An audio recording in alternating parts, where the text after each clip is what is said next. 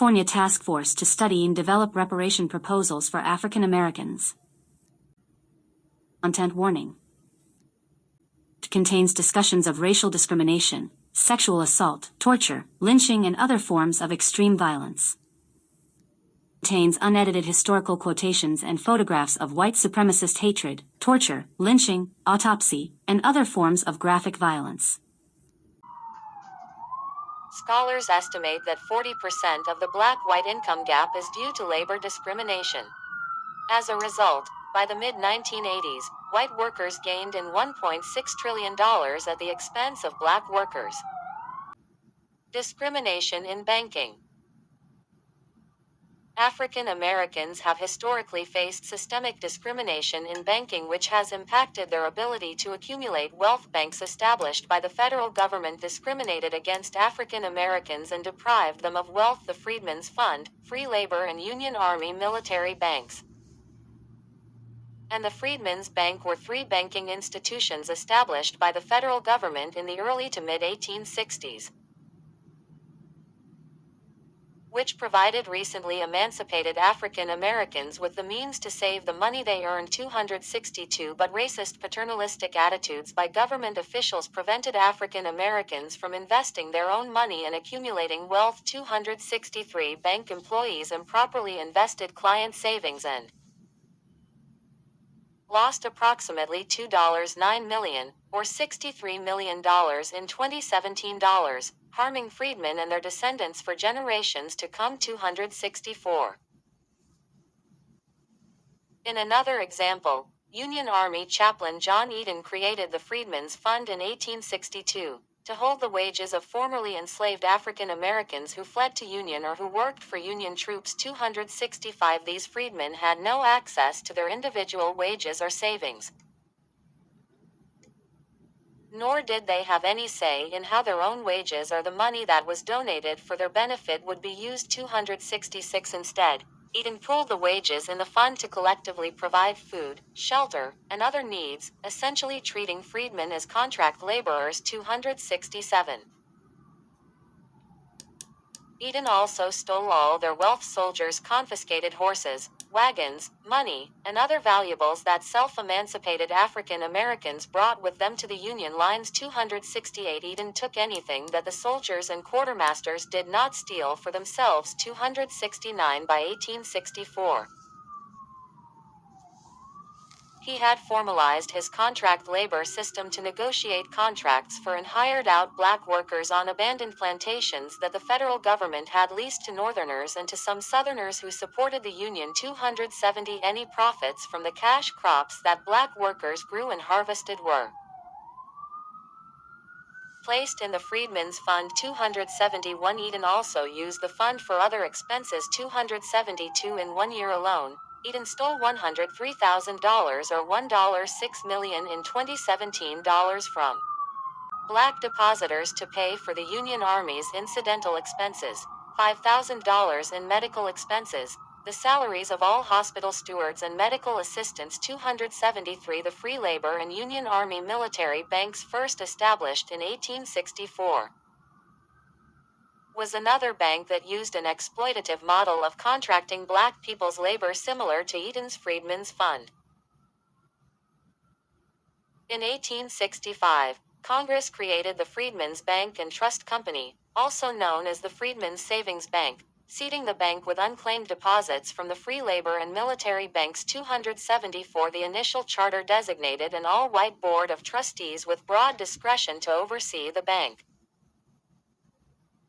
and intended to hold only the deposits of the survivors of enslavement and their descendants. 275 Despite this nominal limitation, the bank welcomed customers of all races and regardless of whether they were formerly enslaved.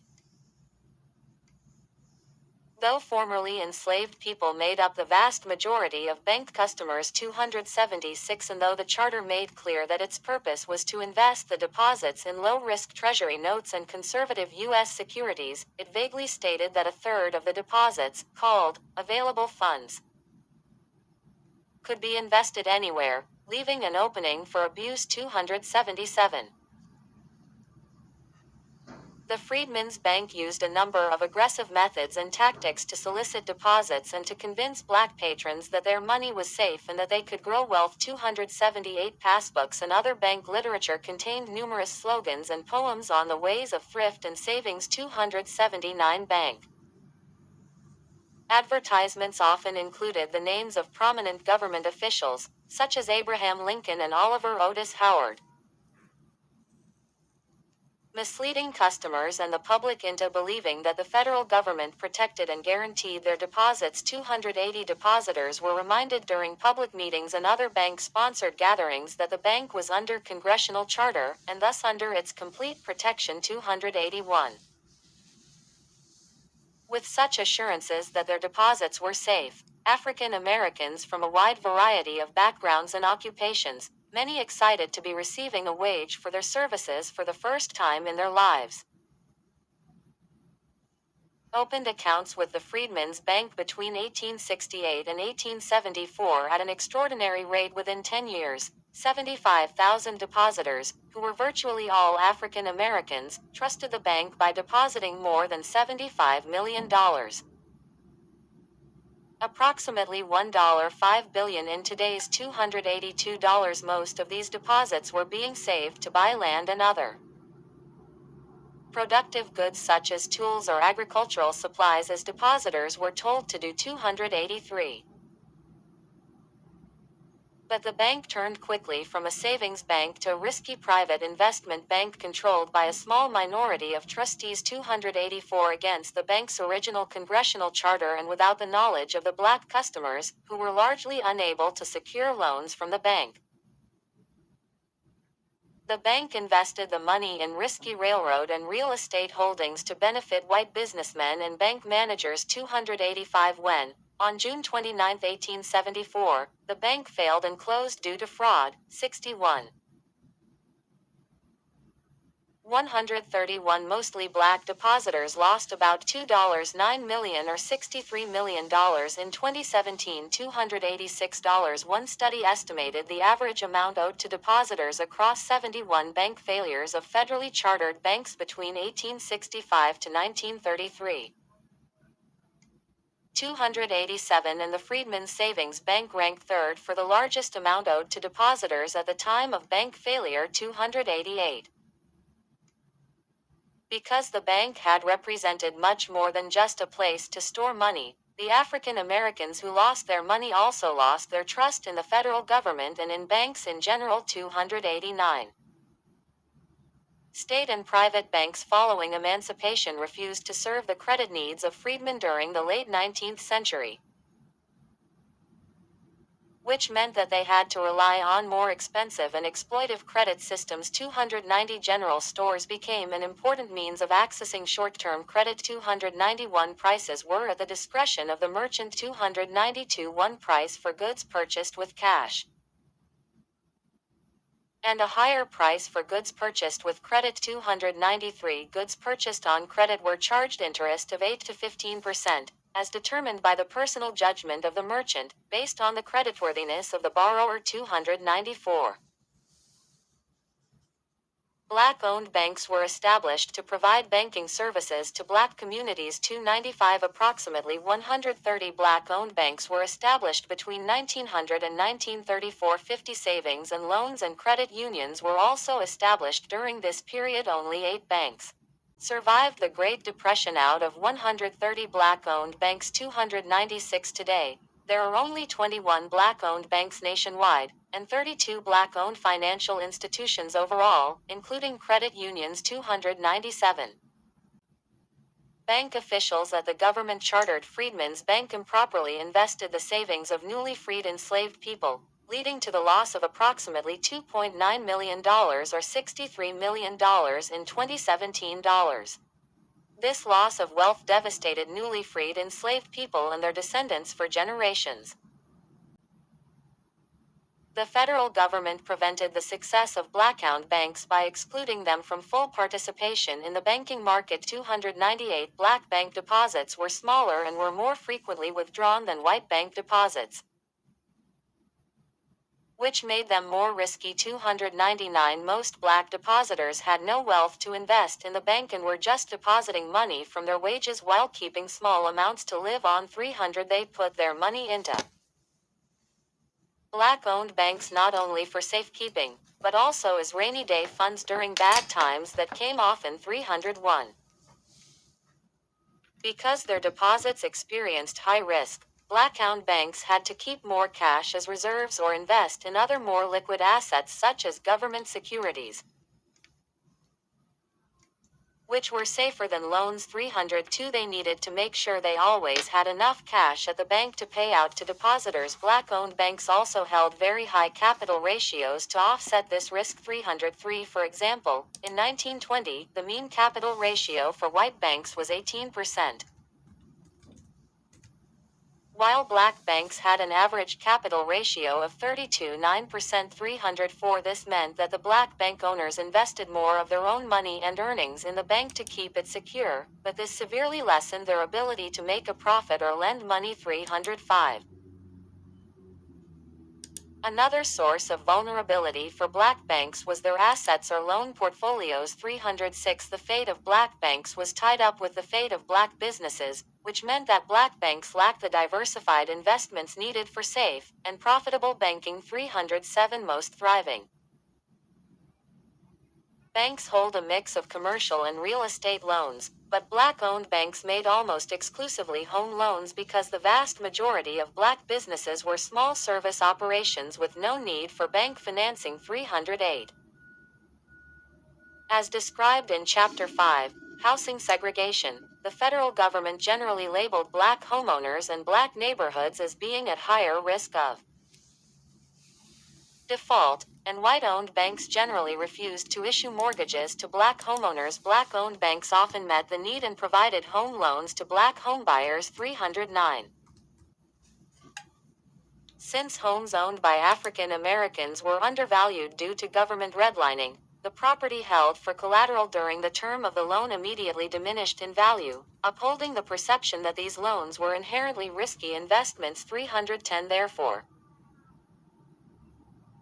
there was no market for mortgages held by African Americans because of the devaluation of property owned by African Americans and the assumption that loans held by African Americans were inherently risky. 311 This in turn meant that it was difficult for black-owned banks to earn a profit from an investment portfolio that was largely composed of home loans to African American homebuyers. 312 California In California, black homesteaders can be traced back to 1900, when agricultural settlements were promoted at various times after the turn of the century in Yolo, San Bernardino, Tulare, and Fresno counties. 313 At least two different efforts at colonization occurred in San Bernardino County between 1900 and 1910, including solicitation of families to homestead government land in the Sidewinder Valley desert land near Victorville. 314 Black homesteaders also established an agricultural settlement in 1908 in the town of Allensworth in Tulare County, which ultimately was depleted of a water supply necessary to sustain the settlement. 315 The racial climate around African American colonies ranged from welcoming or neutral to hostile. Although none have been reported to experience the kind of everyday violence and intimidation African Americans regularly experienced in the South. 306 Incarcerated people in California produces myriad products such as clothing, furniture, cleaning products and food. 317 They also perform a wide range of duties in areas such as laundry, kitchen, and general maintenance. 318 The California Department of Forestry and Fire Protection employed around 1,600 incarcerated individuals to fight forest fires in May 2021. 319 Some are paid as little as $1.45 a day. 320 As discussed in Chapter 10, An Unjust Legal System, advocates argue that this is exploitive and does not necessarily help the incarcerated firefighters to be find jobs once they are released. 321 The costs of higher education are a larger burden for Black Californians. 322 Generally, White Americans are twice as likely as African Americans to receive financial assistance from their families for higher education. 323 Only 16% of very low-income Black Californian students receive a Cal Grant Award. 324 The state financial aid African Americans do receive is often insufficient, especially with respect to housing. 325 15% of white households in Los Angeles had student loan debt, in contrast with 25% of households headed by African Americans. 326 Structural racial disparities regarding access to unemployment insurance, food stamps, and COVID-19 federal loans in a crisis, and benefits for businesses also exist in California. From March through June 2020, 84.9% of California's Black labor force filed for unemployment benefits, compared to 39.1% of the state's white labor force. 327 Black Californians who received unemployment insurance during the pandemic received $293.90, the smallest median weekly benefit of any racial group, versus white claimants who received $394.90,328. California's version of food stamps, CalFresh, generally maintains the same work requirements that disproportionately cut Black adults off from food assistance at the federal level. 329 In 2016, California enrolled only 72% of eligible residents in CalFresh, the fifth lowest rate in the nation. 330 It is also one of 10 states that manage food assistance programs at the county level, which tends to be more expensive and variable than administering the program at the state level. 331 Black Californians make up 65% of the state's population. 332 But 14.7% of participating CalFresh households. 333 During the pandemic, one survey found that 22% of Black households with children sometimes or often did not have enough to eat in a 4-week period spanning June and July, compared to 88% of white households with children. 334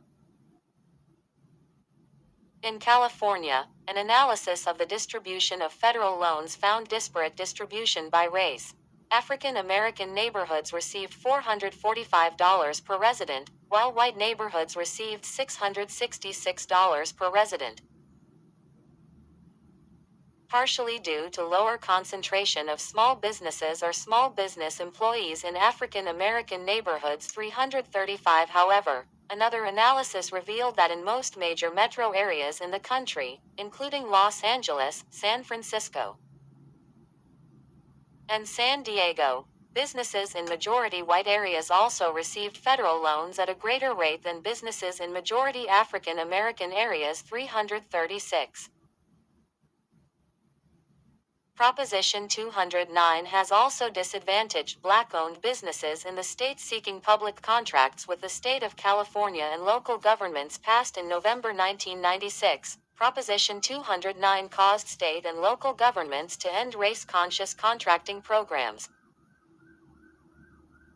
resulting in a loss of $1 billion to $1 billion every year for minority and women-owned businesses. 337 The biggest contract loss for minority and women-owned businesses was with the state of California, where $823 million has been lost each year since Prop 209. 338 Before Prop 209 passed, in fiscal year 1994-1995, $519 million was contracted to minority and women-owned businesses, or about $823 million in October 2014 when California ended its program for minority and women-owned businesses. Only a few got back their contracts with the state and some never recovered. 339 There was only an insignificant increase in small business enterprise procurement with the state after Prop 209, which is the main way that state contracts would be available for many of these businesses. 340 Generally, white students are twice as likely as Black students to receive financial help from their family for higher education. Only 16% of very low-income Black Californian students receive a Cal Grant award. The city and county of San Francisco lost about $200 million per year in minority and women-owned business contracts. 341. Some of this loss emerged immediately after Prop 209. More losses followed. The 2004 Coral Construction case, which ultimately ended San Francisco's race-conscious procurement program. Prop 209 also resulted in the loss of about $30 million per